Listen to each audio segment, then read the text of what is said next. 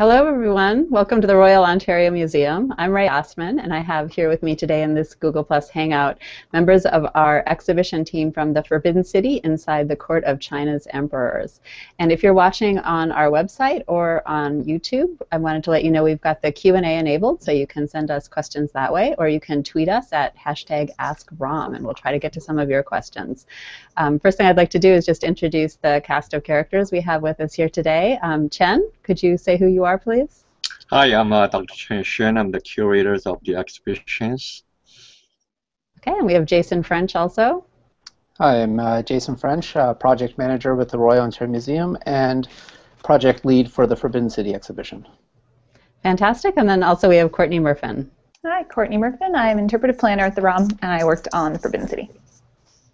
Thank you. So Chen, I thought you could start us out by, as lead curator of the exhibition, explain how you got the idea to do this exhibition, why you thought it was an important thing for the ROM to have. Sure. Well, in my role as the curator and as the researchers at the museums to want to put all the content of the exhibitions together, and we, as a curators, got selected artifacts, and the big question is what exhibitions are we going to bring to the public at the Royal Ontario Museum. And the Forbidden City, the Forbidden City is always a fascinating topic to me. And from my first visit to the Forbidden City, it's about like 25 years now. And every time the visit is a fascinating, vast city, which once a home of Chinese 24 emperors. I always ask myself what the life would look like, so same or different from us. I found the story about these emperors and his immediate family living in this very tall red wall. Inside of this wall, it would be fascinating to the peoples like us, especially for us living far, far, far away from China, and we don't want to know what is Forbidden City, what story happening in the Forbidden City, and that is how the Royal Ontario Museum can bring the artifacts to tell those stories. So how do you actually initiate something like this? Do you just send an email to the Palace Museum, or how is it that you make the connection and then actually get to the point where we're choosing artifacts? Well, let's say if the Chinese emperor took 14 years to build the Forbidden City, and it has been taking the ROM's curator and staff like Jason and Courtney more than 2 years to make this exhibition.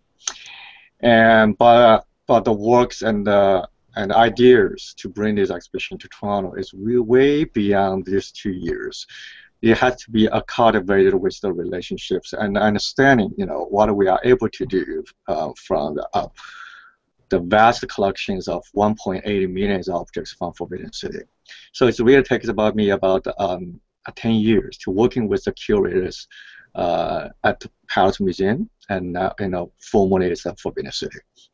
And we understand how the story, what happened. So I have first an idea about what the story can tell.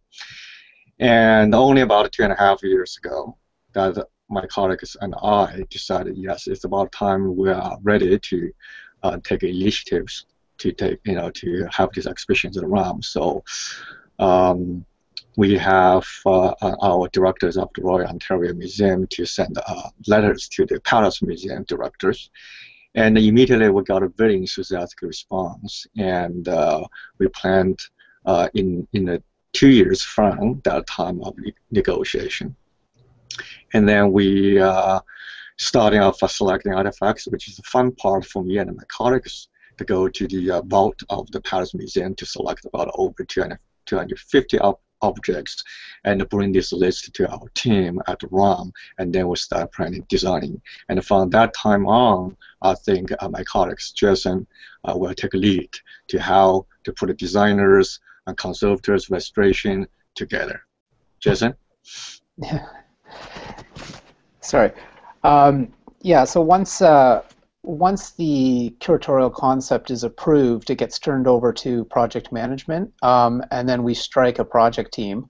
As Chen explained, we've got a team of designers, interpretive planners, preparators, conservators.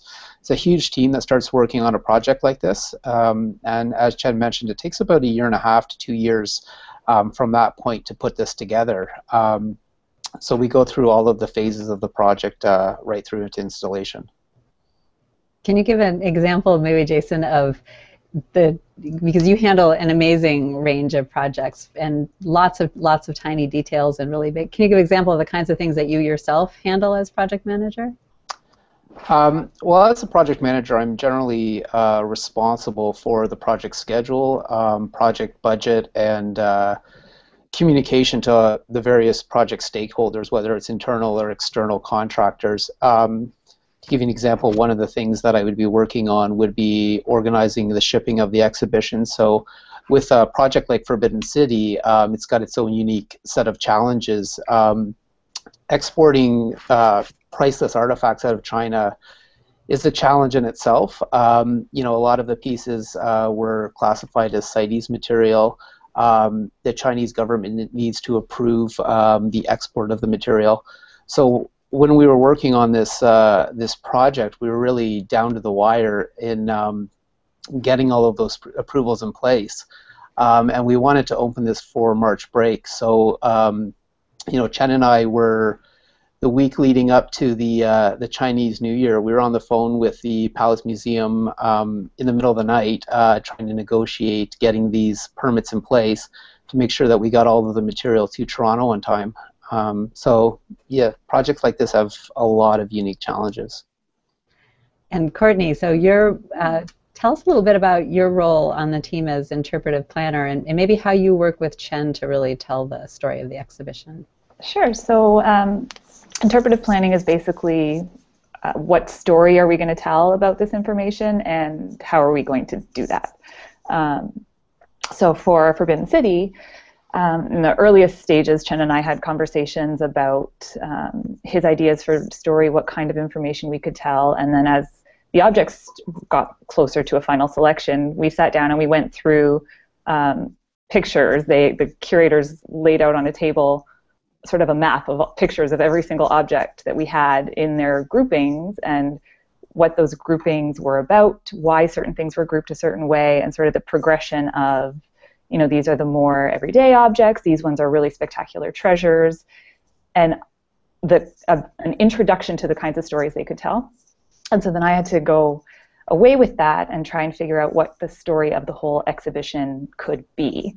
And what we came up with was sort of a journey through the Forbidden City itself to get a taste of what life was like in the different areas, all these different elements of life in the palace, whether you're in the outer court where it's very official and diplomatic and sort of business, or in the inner court where the royal family lived, which is much more a story about their daily life in a way that we live our lives as well, to the really private areas where the most spectacular pieces have their meaning and their story.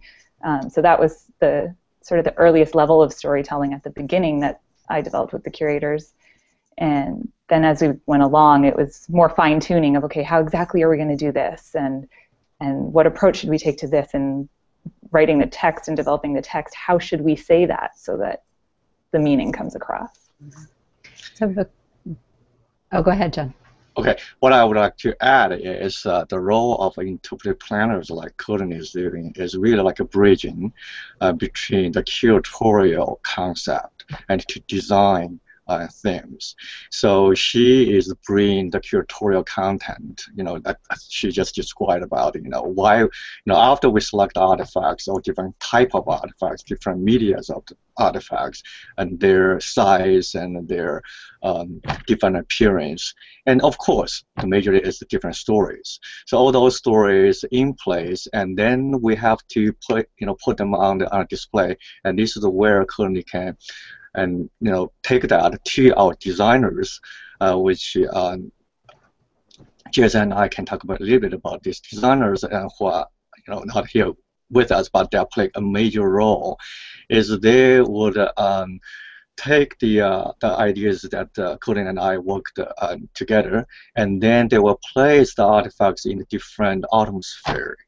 Then this is where the section comes from.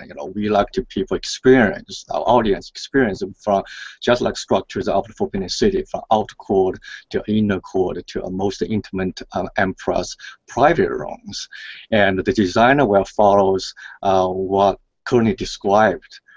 And then we'll put them into structures and colors and graphics all together. That sort of come to place. And I think then Jason's role is make sure all these structures, walls, cases all in place, and he'll make sure that we order enough cases, right, Jason? Yeah, absolutely.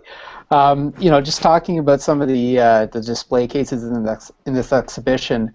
The Forbidden City exhibition has some of the largest paintings that we've ever displayed at the ROM. We've got 16-foot tall ceilings in our Blockbuster exhibition space, and some of these paintings are floor to ceiling, 16 feet tall by 10 or 12 feet wide, larger than anything I've ever seen displayed at the ROM.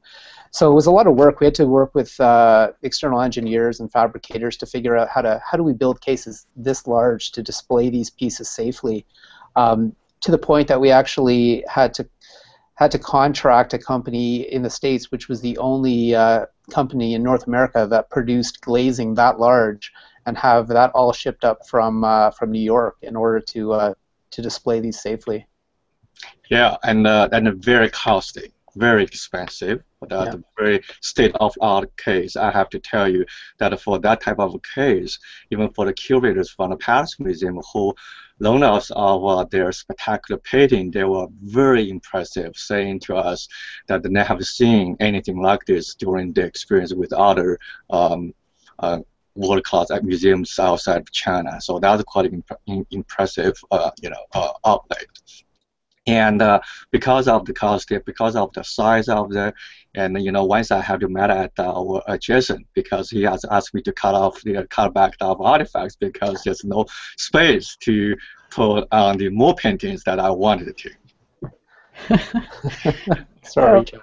So the large paintings they really are a spectacular spot in the exhibition. I'm wondering if you each maybe want to share another place or another piece of the exhibition that you're really proud of, either because of the story that it tells or the kind of emotion it evokes, or because you feel like that really brought out the best in the artifact. Chen, do you have a favorite spot in the exhibition? Well, as I always tell my media friends who interview me, always ask me the same questions: what's your favorite pieces? My answer is always say, because I'm the one who gets to choose most of artifacts, 250 artifacts. Went through it, so it appears that all of them are my favorite, right? So each one of them, I know the story from the heart. So there's really everything is spectacular. So I just want to tell a story about one artifact, particularly the one that make their way to Toronto, is come to a surprise, because when we're working with the Paris Museum curators, and we tell them what we want, we tell them, this is not a show about art of Chinese bronze, not about art of Chinese paintings. This is the exhibitions about the life of behind inside Forbidden City, and so we like to see what the emperor family, what they eat, what they use, what they live, and how they live like us. So this sort of start getting the ideas what we want. And certainly, I'm not able to go through 1.8 million objects, every single one. So, and then they help. That's where they help me. And one day, so they come to see, Chen, we have some dog clothes. Do you want it? I said, wow. So, this is something I never thought about. The Imperial, of course, they're just like us. They have their favorite pets, and apparently the dog and the cats, and the eagles, their pets. They have a department, the unique department to look, taking care of that, which the code need to write about stories on panel. So some things like this, and I have not planned on. And working with the Paris Museum curators, we have this spectacular, never have been seen, a silk dog clothes now on display. and not just one because of we have two for change in the middle of the show because of the textiles are light sensitive along with other works on paper, so they will have to change in the same category of the artworks during the middle of the show. Mm-hmm. Courtney, how about you? Do you have a favorite spot or a favorite story? It's those kinds of objects that I love that I just talk casually to the curators, to Chen and Wen-Chen, and they would tell me things that they didn't necessarily write in the labels, and we would just be chatting and they'd say something like that, like the Forbidden City had a whole department of eunuchs that would just take care of the royal dogs. And these kind of cool little tidbits that came out of our conversations, I would say, well, let's put that in the exhibit. Let's tell people that. One was the ice box that is just like it looks like a big wooden cooler with a metal inside, and that's what you think, ice box. Okay, it was probably a cooler, until you read the story that the curators told me, and it's an air conditioner, basically, that servants would fill the box with ice, and as the ice melted, the cool air would be released and water would collect in the bottom. And I read that label and I thought, well, they're using this in the summer. They didn't know how to make ice. They didn't have refrigerators at that time. So where did the ice come from? And so I went back to the curators and they told me this whole story about how the servants would have to go in the middle of winter to the lake north of the Forbidden City and harvest ice off the frozen surface of the lake and bring it back and store it underground in insulated caves so that it would stay frozen until the summer. And this was common for elite families in China, but the Forbidden City had its own cave. They had their own cave where it was only ice for the royal family. And as they're telling me this story, I just had this picture in my mind of these servants in the middle of winter lugging this ice that they've hacked off a frozen lake all the way back to the palace because the emperor has to stay cool in the summer. And just these unsuspecting looking objects that seem really mundane have these stories, these pictures that can get painted about them. And it was so fun hearing them from the curators, and a lot didn't even get put into the show, which is where the interactive maps came in really handy. We made a series of maps on iPads of the Forbidden City that you can explore, and sometimes we came across really interesting stories that couldn't connect to an object. They weren't necessarily about the artifacts, but they were still really interesting elements of life in the palace, and so those maps are full of these really intriguing, kind of weird, quirky, amazing stories that are just really fun to read. And so in terms of features of the exhibit outside of the objects, those interactive maps are definitely one of my favorites. And that is a perfect example, as you see, that how the interpretive planners like Courtney is working with curators. You know, this the question that Courtney asked me, where did the ice come from, is really shocked me because, you know, certainly we have resources, we have studies about this, but when we're planning the exhibition, there's so many things going on. And we are not necessary as a person to bring up to the front to say this is a cool story that our public, you know, like our audience, visitors like to know. So Courtney really played a wonderful role in this and put forward the questions like that. You know, not this one, and many others. We're dealing with other when we talk about other objects. It's a wonderful experience working, you know, like this as a team, and that's how we can put a very unique. The show like this, not just putting artifacts on the front, oh, these are wonderful, you know, beautiful objects, come to see it. It's really story behind it.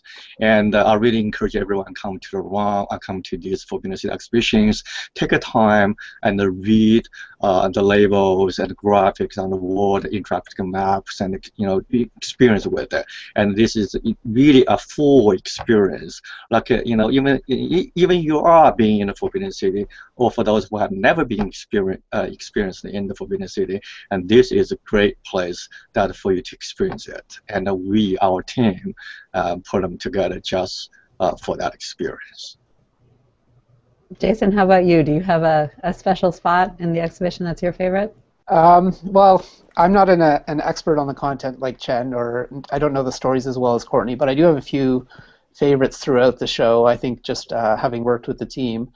I think my favorite area in the exhibition is the throne setting. It's a sort of a magnificent piece that demonstrates the power and privilege of the emperor at the time. I think it's displayed really beautifully. It's really ornate. And I guess my other favorite piece in the show would probably be the chicken cup. you know, when Chen was originally talking about this piece and it, you know, it being a masterpiece from the Forbidden City, I looked at the picture and I thought, are you kidding? It's just this little tiny cup with a chicken, with chickens on the side, right? And it's not until you start to understand the stories, and Chen explains that it is probably one of the finest examples and the rarest examples of that type of ceramic from that time period, that you start to understand how rare it is that survived and that that we actually have it in the building. And the really sweet story that the emperor, the most powerful guy in the whole empire, made it for his mom because his mom liked tiny utensils. Like, that's sweet. These stories that come out of it, the treasures have relatability too, and I love that. So Chen, you mentioned, and Jason, both of you actually sort of calls in the middle of the night to the Palace Museum or trips out there to look in the vaults and select the objects. And how many trips back and forth to China did we have? Because I know several members of the team have been to China many times, and then folks from the Palace Museum came here to help with the installation. How did all that happen? Well, there's a lot of trips between back and forth, and certainly that was not my first time to visit the Forbidden City for the show. But just for this project, when we start this Forbidden City exhibition is planning, and it has been 6 trips for me to the Forbidden City, especially in the early stage. So when we need to negotiate with the Palace Museum for scheduling, for the detail of our agreement, and how we can bring these artifacts come to Toronto. And also we spend week over the Christmas times in 2012. Me and another 2 curatorial staffs be there for a week in about, and then we took another research trips there in about a year ago, and then we have negotiation meetings over there as well with other senior management. And the later stages, then we have our preparators who are responsible for the mounting display for artifacts. We have them responsible for the safety of the artifacts, who can properly place it in this case that will not be falling off from the stands, something like that. So they actually have to go to Beijing in the Palace Museum's vault to see how the piece can be stabilized in a case. And then we have our conservators and to go to the Palace Museum to check the condition and before the actual pack. And then we have packers to help with Palace Museum together with a professional company for shipping and packing. So lots of various staffs going there. And also the Palace Museum send their staff come to Rwanda check us out. They have to make sure that they're sending their state of they send us national treasures. Come to Toronto, they have a good home for it. So they have sent their staffs come over here to check out our exhibition space, talking to our staff how we're going to handle those things, and they actually teaching us how they want, they expected to want to see it. So all this back and forth is really a tremendous intensive work, and sometimes we just have to not just only email, phone conversations would be very direct communication. And I think the exhibitions in this scale at RUM can be very successful in the plannings and being putting through to the end is we have a bilingual staff, including myself, who can speak Chinese and English, and working with staff in the Palace Museum, calling on the phone, speaking Chinese, will really make things a lot faster. Mm-hmm. So I'm wondering if there's, everything came together beautifully at the end, and but I'm wondering if there's any moment when it felt like, wow, we've really reached a challenge here. I don't know how we're going to, kind of solve this problem. Was there any real major challenge that made you kind of pause, or did everything kind of really work like clockwork through the whole process? Maybe Jason, that's a good question for you. Yeah, we actually got really lucky on this project. I think, you know, it was a combination of a really experienced team and a lot of planning that went into this. You know, the ROM really wanted to have an offering to our visitors for both ROM for the holidays, so we decided to keep Mesopotamia open for ROM for the holidays. And we wanted to make sure that we had a blockbuster in place for March break, which is probably one of our busiest weeks of the year. So we wanted to ensure that Forbidden City was open to the public for March break. As a result, it left a really compressed schedule to take down Mesopotamia once it closed in January and get that material back to the British Museum, and then to demolish, fabricate an entire new exhibition, patch and paint all the walls, install all the casework, organize all the shipping from China, and install all of those pieces in time. Probably the shortest schedule I think we've ever worked against, and we managed to pull it off. But it was a lot of long hours. Our construction teams were working 24/7, 7 days a week. We ended up, you know, as Chen mentioned, the Palace Museum sends over a number of their staff to work with our team to oversee the installation of their national treasures. We had planned on having them here for 3 weeks, but we ended up having to extend them an additional week just to make sure that we finished on time. So it really was down to the wire, but I think we managed to pull it off quite well, and it's a beautiful exhibition at the end. So I'm wondering, for all of you, I mean, congratulations, because it really is a fantastic exhibition. Is it almost strange to have it open and be over? Like, Courtney, I feel like you must have been dreaming about the Forbidden City and dreaming about these characters, just, you know, thinking about their stories. And is it like you feel like you're still in it, or? I came to work on Monday and I thought, I miss it. There's nothing really left for me to do, you know, and I got so connected to the characters, the 8 characters that we have in the show, and the actual characters that I worked with, the team, and the content in these stories, and it's weird for it to be over. And I find myself every now and then going down to the exhibit just to still be part of it. I just kind of sit there and take it in and watch visitors, and just so I can have it around me, because I really got connected to it. It was really a fun experience and really interesting information. So I definitely miss it, as weird as that sounds. What I miss the most is really missed with working with these wonderful team members. So every one of them are really inspiring and really friendly and professionally, you know, working with everyone. We have registrars, we have conservators, we have 3D, 2D designers, and we have preparators who are all working very, very diligently. And we have a light specialist like Bob Walsh, who works like magic to turn the lights on and off to make, you know, spotlight for our star of the, you know, the exhibitions, which is the objects. So all this working with this team is that, you know, they're no longer you know, been that way for a while. You know, of course, before the starting, I complained about it because there's so much work and so many meetings, so many, you know, demands from that. But it's a wonderful experience. It's really something I'm gonna miss. But I think we have to move on, and I think I start enjoying the next phase of this exhibition is hearing the feedback from the visitors, how much they enjoy the show and what they more expected from us, and we can prepare. You know, we can do a better show the next time.